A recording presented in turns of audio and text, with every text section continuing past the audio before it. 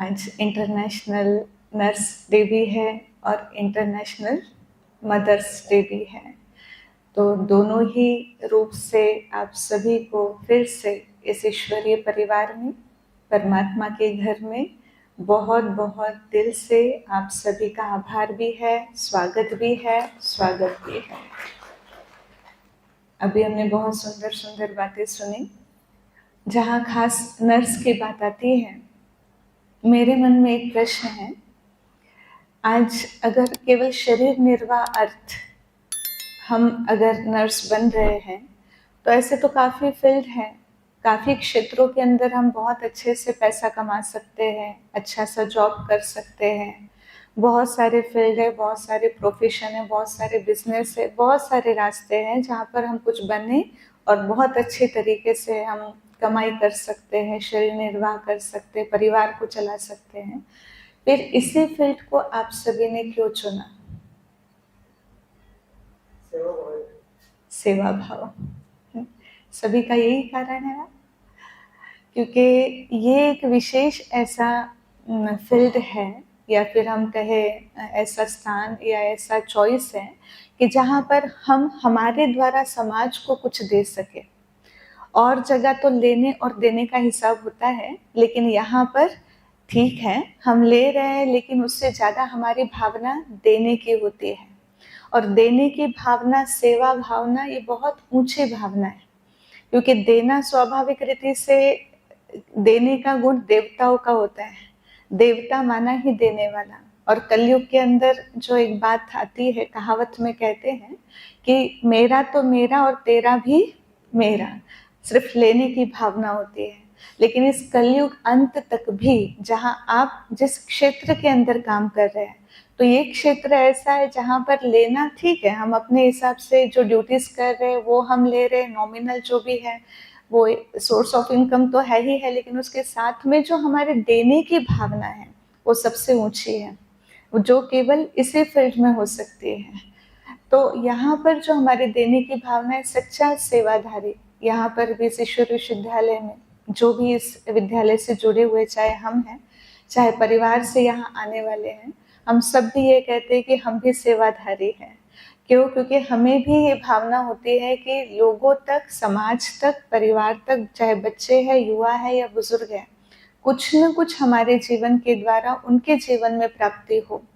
तो आपके सामने तो रोज नए नए लोग आते हैं, नई नई बीमारियां लेकर आते हैं, नई नई सोच से आते हैं, नई नई परिस्थितियों से आते हैं, और उन लोगों के साथ आपको डील करना होता है। यहाँ जो आएंगे वो फिर भी आध्यात्मिकता की जिनको रुचि है, ऐसे स्पिरिचुअल नॉलेज को लेने वाले, या फिर शांति के लिए आएंगे, लेकिन वहाँ जो आपके सामने आते हैं वो बिल्कुल अशांत होते हैं और स्ट्रेस में होते हैं, डरे हुए होते हैं। और उस हिसाब से जब वो आपके सामने आते हो और उस समय आपको उनके साथ डील करना है, ये बहुत बड़ा चैलेंज है, बहुत बड़ा चैलेंज है। तो परमात्मा भी हमें कहते हैं कि जहाँ पर सेवाधारी की क्वालिटी होती है, फाउंडेशन ऑफ सेवा जो है, और जो सेवाधारी की क्वालिटी होती है, उसमें 5 बातें मुख्य होनी चाहिए। क्योंकि एक कहावत भी कहा जाता है कि जहाँ पर दवा काम नहीं आती है, वहाँ पर दुआ काम आती है। और दुआओं को कभी भी खरीदा नहीं जा सकता है, न दुआओं को मांग कर लिया जा सकता है। हम किसी को नहीं कह सकते कि अरे हमने आपकी इतनी सेवा की, आप थोड़ी सी दुआएं हमको दे दो। नहीं, दुआएं मांगने से नहीं मिलती है और ना ही खरीद की जा सकती है। लेकिन दुआएं सच्ची भावना से जो हम दे रहे हैं, निस्वार्थ भाव से जो हम दे रहे हैं, उससे जरूर प्राप्त होती है। तो सच्चे सेवाधारी की 5 क्वालिटी परमात्मा हमें बताते हैं। उसमें पहली है प्यूरिटी, जैसे अभी भी हमने सुना। तो एक प्यूरिटी का मतलब होता है स्वच्छता। तो प्यूरिटी एक होती है मन की प्यूरिटी, जहाँ पर किसी के प्रति कोई अट्रैक्शन नहीं है, परंतु हरेक के प्रति समभाव है, एक समान भाव है। जैसे अभी भी हमने सुना कि जहाँ पर कोई जातिवाद नहीं है, ऊंच अमीर और गरीब की बात नहीं है, परंतु सभी के प्रति एक समान दृष्टि और केवल देना है, ये भावना। तो ये प्यूरिटी जो मन की प्यूरिटी है, और उसी के साथ साथ बाहर की स्वच्छता, ये पहली क्वालिटी। दूसरी क्वालिटी सत्यता अर्थात ईमानदारी। जो भी कार्य हम कर रहे हैं, जिसके जिससे हमें वो जिम्मेवारी मिली हुई है उस कार्य की, और जिसके प्रति हम वो सेवाएं दे रहे हैं, दोनों के प्रति ईमानदारी, तो ये है सत्यता। और परमात्मा को भी कहा जाता है गॉड इज ट्रुथ। तो जो सत्य होता है और ईमानदार होता है वो उसको भी बहुत प्रिय होता है। इसलिए कहा जाता है सच्चे दिल पर साहिब राजी होता है, अर्थात तो परमात्मा भी उनके ऊपर राजी होता है। दूसरी क्वालिटी जिससे हम दुआएं ले सकते हैं।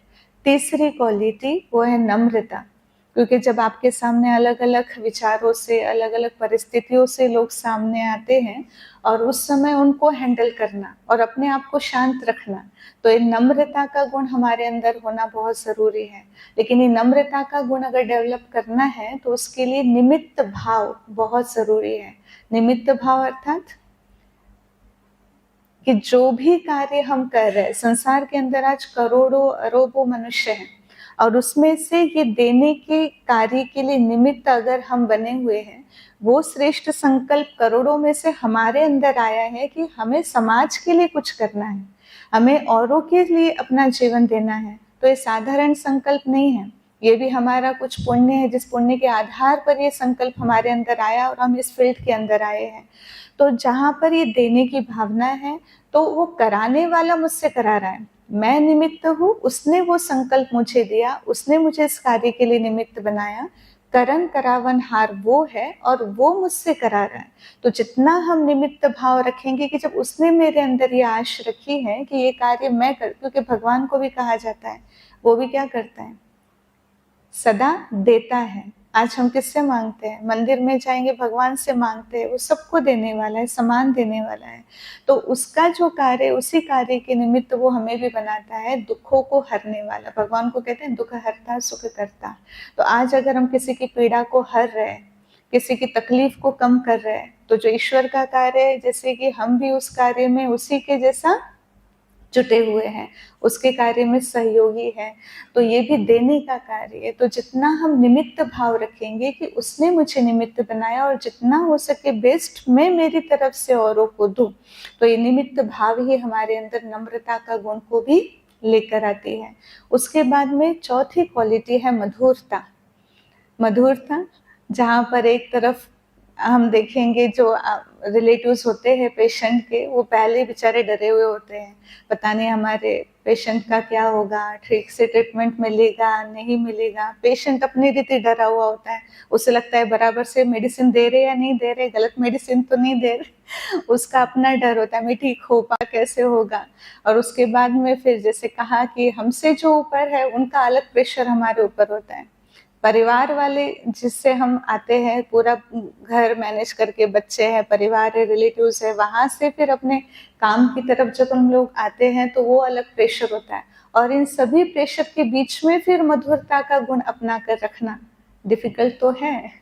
इतने सब प्रेशर के बीच में हम कहे नहीं आपको मधुर होकर ही रहना है, आपकी भाषा भी मधुर हो, आपका व्यवहार भी मधुर हो, थोड़ा डिफिकल्ट तो है। परंतु ये क्वालिटी भी कब आ सकती है, जब औरों के प्रति रहम भावना और दया भाव जहाँ हमारे अंदर होगा, तो उस समय हम मधुरता को जरूर अपने अंदर डेवलप कर सकते हैं। और लास्ट क्वालिटी है गंभीरता। गंभीरता अर्थात धैर्यता, गंभीरता अर्थात मैच्योरिटी। तो परिस्थिति को देखते हुए, क्योंकि हमें पता है सामने वाला पेशेंट है, कितना ही वो हलचल में, सामने वाले व्यक्ति को हम नहीं बदल सकते। परिस्थिति अर्थात ही पर माना बाहर से आई हुई जो बात होती है, जो हमारे कंट्रोल में नहीं होती है, उसको ही परिस्थिति कहा जाता है। लेकिन परमात्मा हमें कहते हैं कि परिस्थिति भल हमारे कंट्रोल में नहीं है, लेकिन यहाँ पर इस ईश्वरीय विश्वविद्यालय में परमात्मा हमें कहते हैं कि परिस्थिति बाहर की है, लेकिन उस परिस्थिति को अगर जीतना है तो मन की स्थिति मजबूत चाहिए, और वो किसकी है, वो हमारी है। परिस्थिति अनकंट्रोल है, लेकिन मन मेरा है और मेरे ऊपर तो मैं कंट्रोल कर सकती हूँ। तो मन को जितना हम स्ट्रॉन्ग बनाते हैं, तो उतना परिस्थिति के ऊपर हम सहज ही विजय प्राप्त कर सकते हैं। तो ये 5 क्वालिटी अगर हमारे अंदर है, तो वहाँ पर दुआएं स्वतः हमें प्राप्त होती रहती हैं। लेकिन ये क्वालिटी को हम डेवलप कैसे करें? समझते तो हम सभी हैं कि ये चीज़ें हमारे अंदर होनी चाहिए और ऐसा जीवन हमारा होना चाहिए, जबकि हमने समाज के लिए सेवा देने का प्रण किया हुआ है, तो उसमें भी हमारा भी तो सेटिस्फेक्शन चाहिए कि जो हम कर रहे हैं वो बहुत अच्छा कर रहे हैं। लेकिन चाहते हुए भी कभी कभी हमारा भी बैलेंस बिगड़ जाता है। रीजन क्या है? क्या कारण होगा? चाहते नहीं है हम वैसा हो, लेकिन फिर भी हो जाता है। कारण क्या होगा?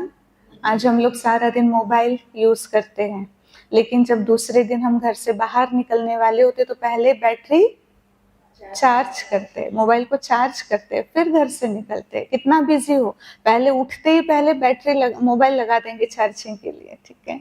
लैपटॉप सारा दिन यूज करते हैं, यूज करने के बाद चार्जिंग करना कभी भूलते नहीं है। लेकिन आज ये भी हमारा एक इंस्ट्रूमेंट है, ये भी इंस्ट्रूमेंट है, और इस इंस्ट्रूमेंट को चलाने वाली भी एक बैटरी है। उस बैटरी को चार्ज करना तो हमें पता ही नहीं है। सारा दिन यूज कर रहे या नहीं कर रहे? हम सोच रहे माना यूज कर रहे, देख रहे माना यूज कर रहे, बोल रहे माना यूज कर रहे, व्यवहार में आ रहे माना यूज कर रहे। तो सारा दिन यूज तो कर रहे इंस्ट्रूमेंट को, बैटरी को। इंस्ट्रूमेंट भी काम कब करता है? जब बैटरी होती है।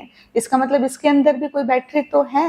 अगर वो निकल जाए तो आंखें देख नहीं सकती है, मुख बोल नहीं सकता है। आप तो उस आपकी आंखों के सामने से ऐसे तो कितने केस होते हैं। तो बॉडी तो एज इट इज रहता है, लेकिन वो काम नहीं करता है जब उसके अंदर वो शरीर को, अर्थात इस इंस्ट्रूमेंट को चलाने वाली वो पावर, वो शक्ति, वो बैटरी ना हो। तो ये हम सब जानते हैं कि इस शरीर को चलाने वाली, इस इंस्ट्रूमेंट को चलाने वाली भी कोई शक्ति है, और वो बैटरी चार्ज कैसे करे? और जहाँ चार्जिंग नहीं करते तो वहाँ बैलेंस बिगड़ जाता है। तो उसको चार्ज करने के लिए एक ही उपाय है, और वो है मेडिटेशन। मेडिटेशन के द्वारा, अर्थात जैसे एक छोटी बैटरी होती है, जब उसको चार्ज करना होता है तो उसको बड़ी बैटरी के साथ जोड़ देते हैं। ठीक इसी प्रकार से हम सब इस शरीर को चलाने वाली, जिसको हम आत्मा कहे, सोल कहे, स्पिरिट कहे, रूह कहे, नूर कहे, चेतना कहे, प्राण कहे, एक ही बात है। और हम सबको चार्ज करने के लिए इस आत्माओं का जो परमात्मा पिता है, जो सुप्रीम सोल है, सुप्रीम पावर है, सर्वशक्तिवान है, उसके साथ जब हम अपना कनेक्शन जोड़ते हैं तब ये बैटरी भी चार्ज होती है। तो अगर सुबह सुबह हम ये बैटरी चार्ज करके अपने काम पर निकले तो हमारा बैलेंस बना रहेगा। प्रयोग करके देखना, मेडिटेशन करके कुछ समय के लिए अपने आप को चार्ज करके फिर आप आपके काम पर जाओ, फिर आप लोगों के साथ डील करो। तो वो दिन, और जिस समय नहीं करते हो वो दिन प्रयोग करके देखना। तो ये मेडिटेशन ही है जो हम अपने आप को चार्ज कर सकते हैं। और उसके साथ साथ कुछ एक क्षण, अगर सामने वाला, क्योंकि अगर बैटरी मेरी चार्ज होगी ना तो हम फुल चार्ज बैटरी औरों को भी चार्ज करती है। हमारे वाइब्रेशंस बहुत काम करते हैं। हम कहते हैं आज तो घर में भी गड़बड़ हो गई, चलो जल्दी जल्दी हम लोग जाते हैं, पता नहीं अब वहाँ क्या होगा, अब देरी से पहुँच गए, या फिर मुझे जो ड्यूटी मिली थी समय पर नहीं हुई तो क्या होगा। अब ऐसे सोचते सोचते जिस कार्य के लिए हम घर से निकलते हैं, और जाने के बाद जैसे हम सोच रहे थे वैसे ही गड़बड़ हमको दिखाई दे, तो हम क्या कहते हैं, हाँ बस सोचा था ना वही हो गया। तो सोचा किसने? मैंने। हुआ तो उसका दोषी कौन? कोई दूसरा या मैं? क्यों मैं? सोचना। तो परमात्मा कहते सबसे बड़ी शक्ति है संकल्प शक्ति। इसका ज्वलंत अगर हम लोग शास्त्रों के अंदर उदाहरण देखें तो कहा जाता है ब्रह्मा ने भी सृष्टि रची तो कैसे रची? संकल्पों से सृष्टि रची। माना संकल्पों में इतनी ताकत है जो नई सृष्टि का भी निर्माण कर सकता है। तो क्या मेरे संकल्प मेरी सृष्टि का निर्माण नहीं कर सकते? चलो वो सृष्टि छोड़, तो हमारी अपनी भी तो अपनी अपनी सृष्टि है ना, हर एक की अपनी अपनी सृष्टि है। तो हमारे संकल्प हमारी सृष्टि का भी तो निर्माण कर सकते। तो जब पहले ही हम ये सोच रहे आज गड़बड़ नहीं होनी चाहिए, आज ऐसा तो नहीं हो जाएगा, वैसा सोच कर ही आप कार्य की शुरुआत करो, तो जो आप सोच रहे हो उसके रिजल्ट आपको वैसे ही मिलनी ही है।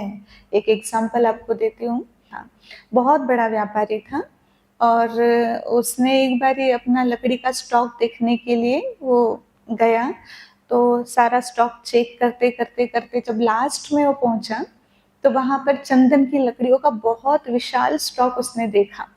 और जब उसने वो स्टॉक देखा तो उसको संकल्प चला, थोड़ा टेंशन भी हो गया कि लकड़ी जो होती है चंदन की वो तो बहुत कीमती होती है, अब इसको कौन खरीद करेगा, और इतना सारा पैसा मेरा इसके अंदर अटका हुआ है, और अगर ये नहीं बिकती है तो मेरा तो नुकसान है, ऐसे ही पैसा उसमें अटका हुआ है।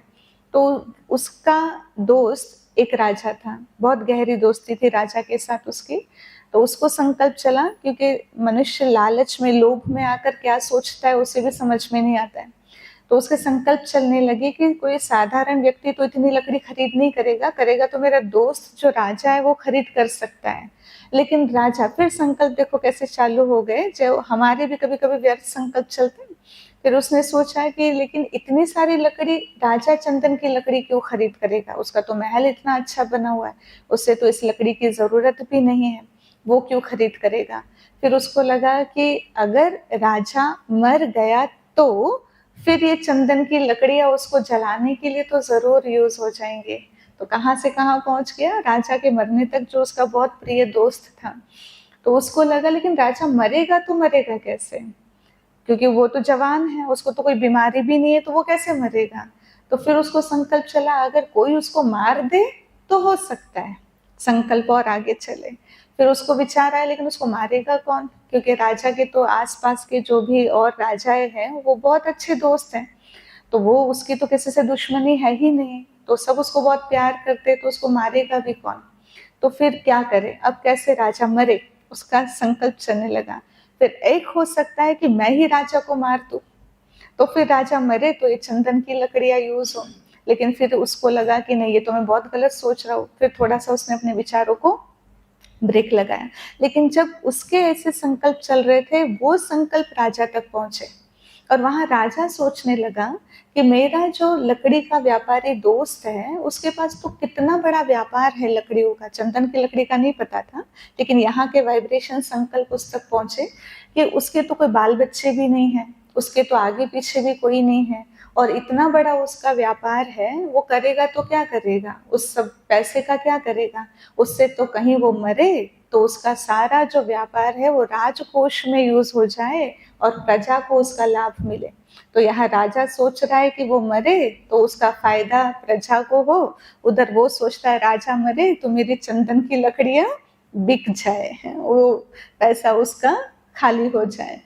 अब दोनों ही इस बात को लेकर बहुत परेशान थे, क्योंकि दोनों के विचार एक दूसरे से टकरा रहे थे, सामने से तो नहीं परंतु विचार टकरा रहे थे जो उनको अशांत कर रहे थे। एक दिन उन दोनों का आपस में मिलना हुआ, और लकड़ी के व्यापारी ने सोचा कि अब ये बात तो मुझे राजा से माफी मांग ही लेनी चाहिए, क्योंकि ये विचार मुझे रात में सोने नहीं दे रहा है, मुझे बिल्कुल बेचैन करके रखा है।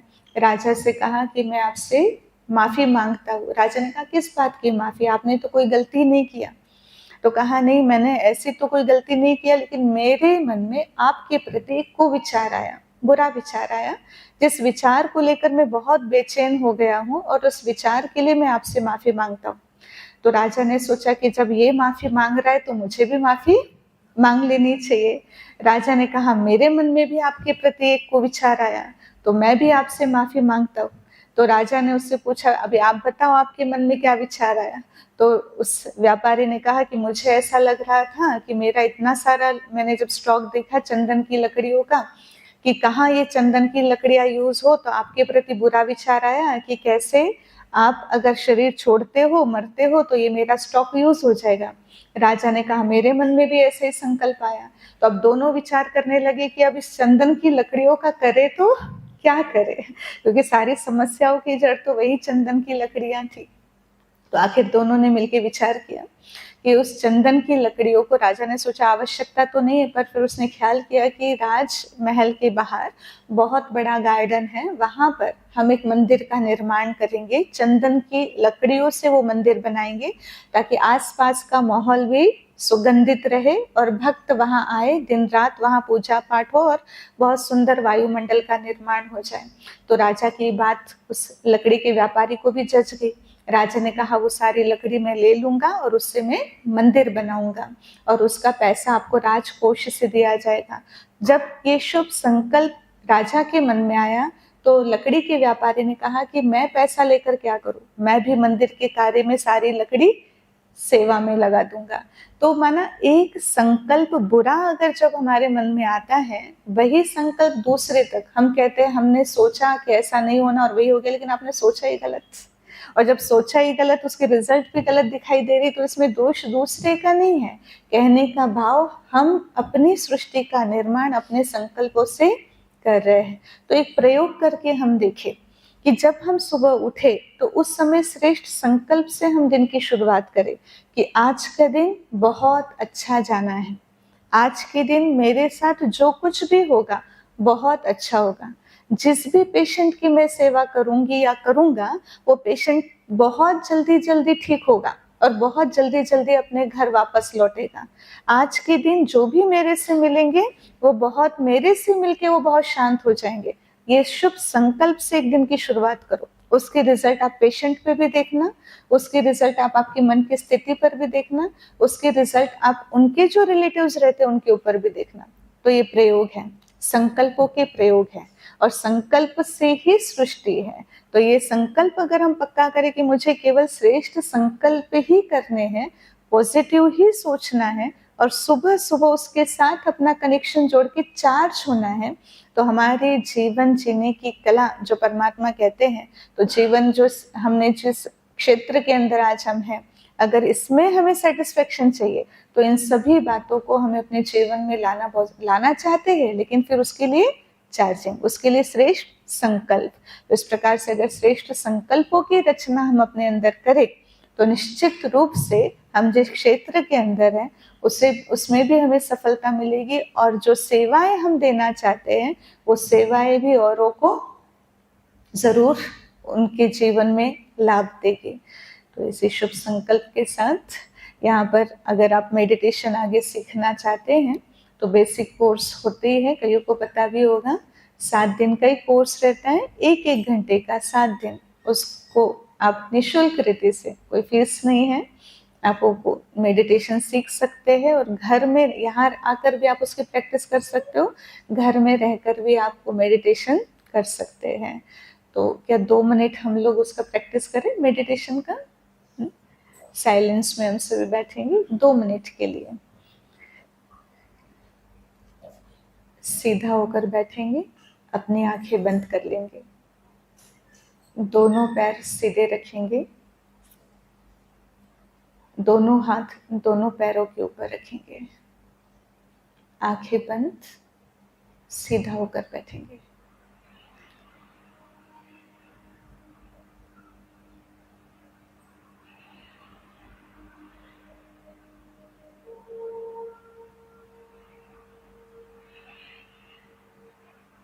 गहरी सांस लेंगे,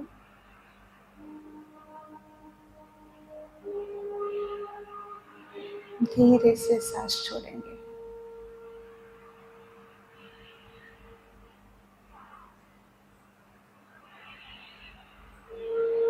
अपना ध्यान आसपास की सभी बातों से हटाकर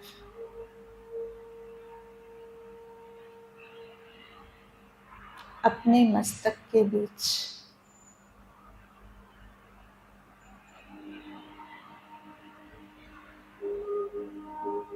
एकाग्र करें।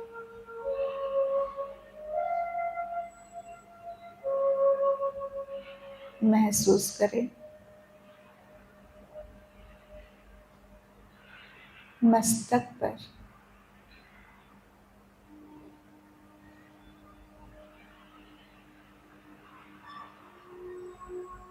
एक दिव्य सितारा, एक प्रकाश में ज्योति चमक रही है।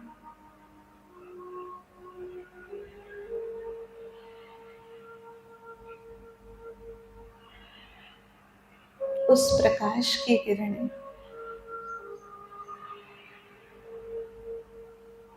संपूर्ण शरीर में फैल रही है।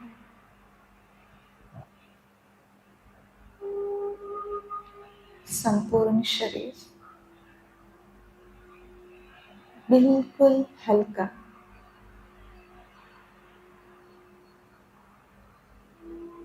प्रकाशमान हो चुका है।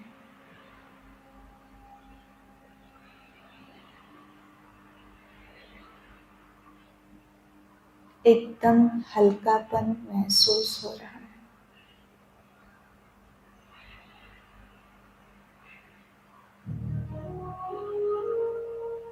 अनुभव करें।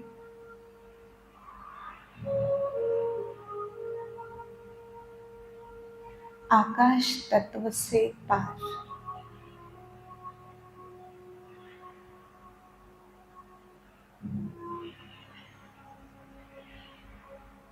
एक दिव्य सितारा, परम ज्योति, परमात्मा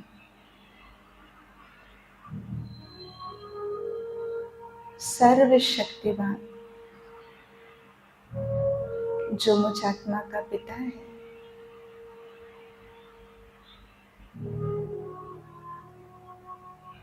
अपनी दिव्य शक्तियों को, गुणों को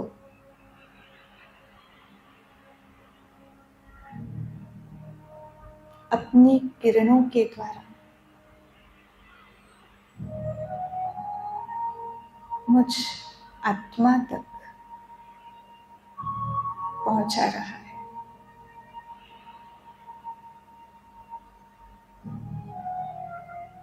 परमात्मा किरणों को स्वयं में समाते हुए मैं आत्मा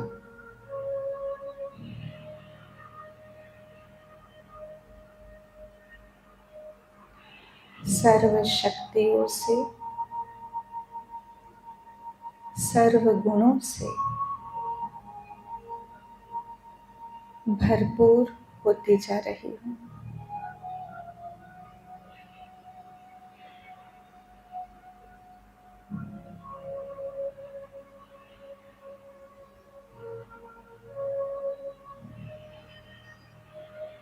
निश्चित रूप से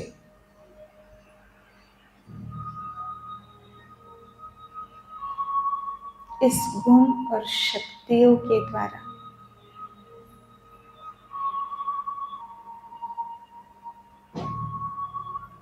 मैं आत्मा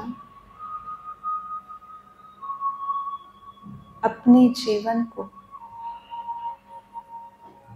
और अपने जीवन के द्वारा अन्य आत्माओं के जीवन को भी सुख शांति संपन्न अवश्य बनाऊंगी।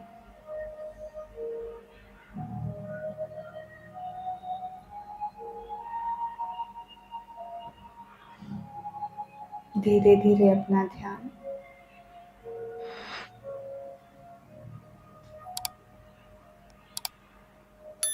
फिर से भ्रुकुटी के मध्य एकाग्र करें।